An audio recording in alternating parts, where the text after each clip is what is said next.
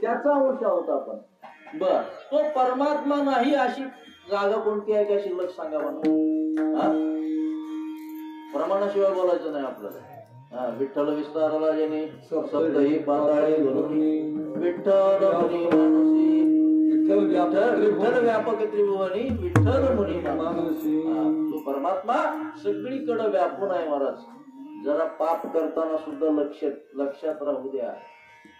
आपल्याला कोणीच पाहत नाही असं कधीच समजू नका.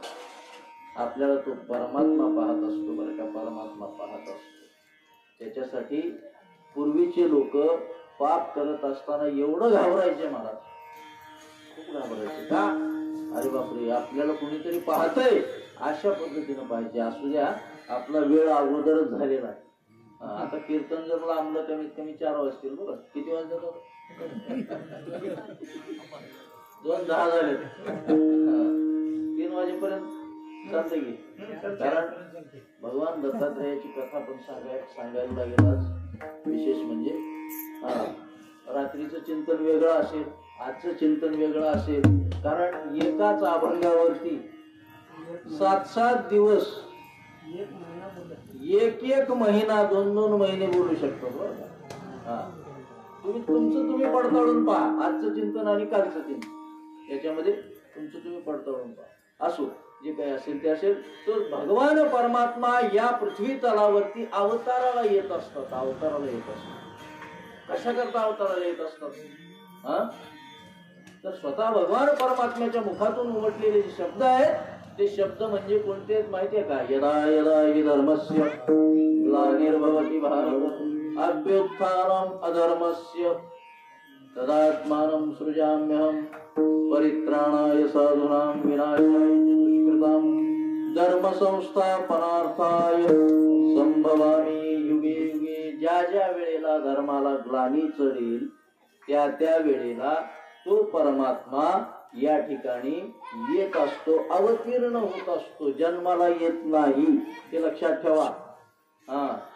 आपण जन्मोत्सव साजरा करतो, पण परमात्मा कधीच जन्माला येत नाही. कारण परमात्म्याचा एक स्वभाव आहे, तो अज आहे.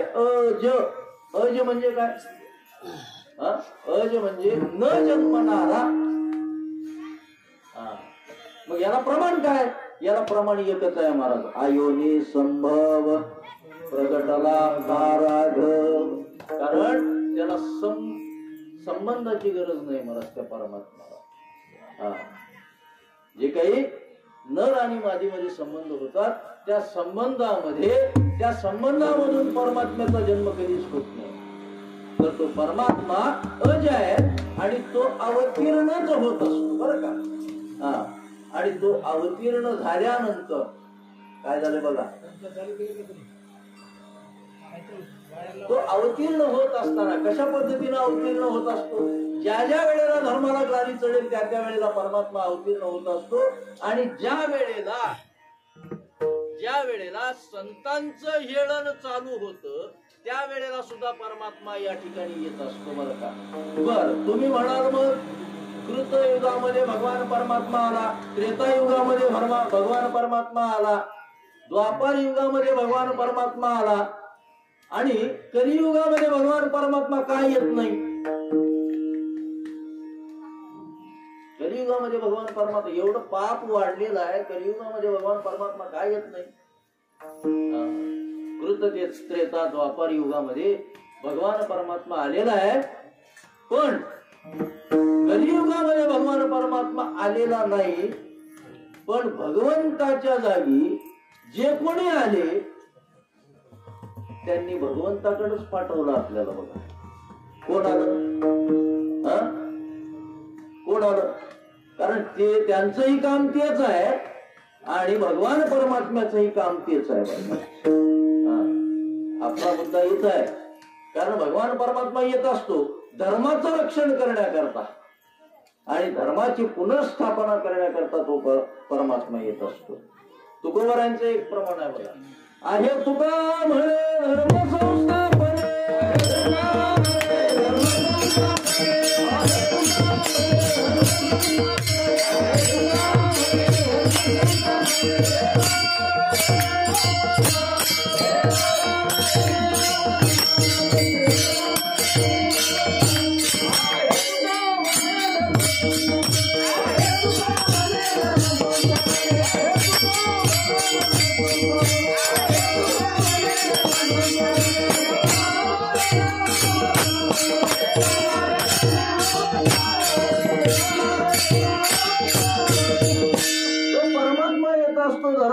स्थापना करण्याकरता. मग आता इथं का आला नाही, कलियुगामध्ये का आला नाही परमात्मा, हा सुद्धा प्रश्न पडणं अवघडच आहे महाराज. हा सुद्धा प्रश्न बऱ्याच जणांना पडतो. कृतयुगामध्ये, त्रेतायुगामध्ये, द्वापर युगामध्ये भगवान परमात्मा अवतीर्ण झाला, त्यावेळेला त्यांच्या सोबत संत महात्मे सुद्धा होते महाराज. संत महात्मे सुद्धा होते. कारण संतांचं कामही तेच आहे आणि भगवंताचंही काम तेच आहे. फरक एवढाच आहे देवामध्ये आणि संतांच्या मध्ये की देव काय करत असतो, भक्ता राखी पायापाशी दुर्जनाशी संहारी, दुर्जनांचा संहार करतो परमात्मा. पण त्याच्या विरुद्ध बाजू अशा प्रकारची आहे की संत महात्मे हे काय करतात, धर्माचे पालन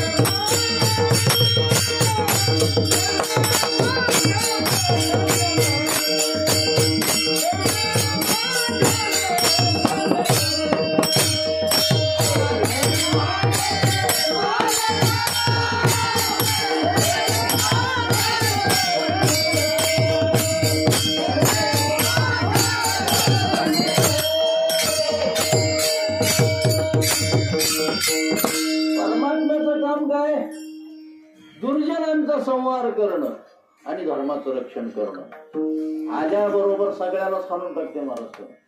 पण संत महात्म्यांचं तसं नाही. संत महात्मे काय करतात, धर्मरक्षणा कारणे संत होताती अवतीर्णे. संत सुद्धा अवतीर्णच होतात.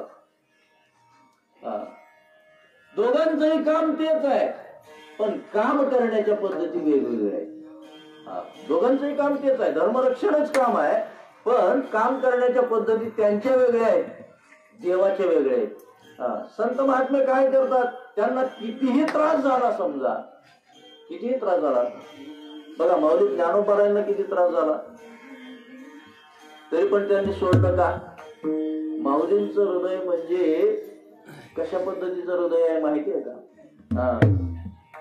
ऐशी कळवळ्याची जाती करी लाभावीन प्रीती. कळवळ्याची जाती आहे महाराज. संत महात्म्यांची जात म्हणजे साधी गोष्ट नाही, ती कळवळ्याची अशा प्रकारची जाती आहे. कळवळा म्हणजे काय, अरे बाबा तू बुडून चाललाय, त्याला ओढून आणू, त्याचं रक्षण करू, अशा प्रकारची संतांची जात आहे. या भवसागरात बुडून न देता काय करायचं, त्याला तारून न्यायचं. तारून येतो कळवळा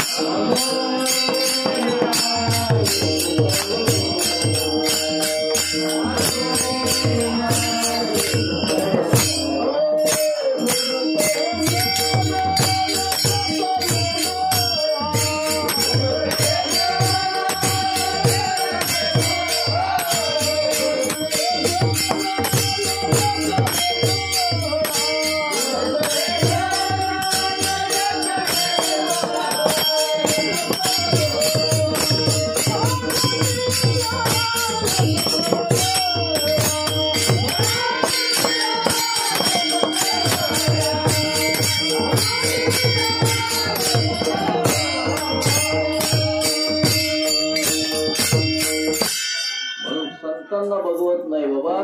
ते बुडत असलेलं जन, त्या जनांचा उद्धार करण्याचं काम त्या ठिकाणी संत महात्मे करत असतात. बर, संतांनी जर देवासारखा विचार केला असता तर केला नाही म्हणून बरं झालं. आणि केला असता तर आपली काय गत झाली असती हो? संतांचं लक्षणच अशा प्रकारचं आहे महाराज. कितीही त्रास होऊ द्या. गीतेच्या 12व्या अध्यायामध्ये संत महात्मे सांगतात महाराज, आपलं भगवान श्रीकृष्ण परमात्मा सांगतात की संतांची लक्षणं कशा पद्धतीची आहे.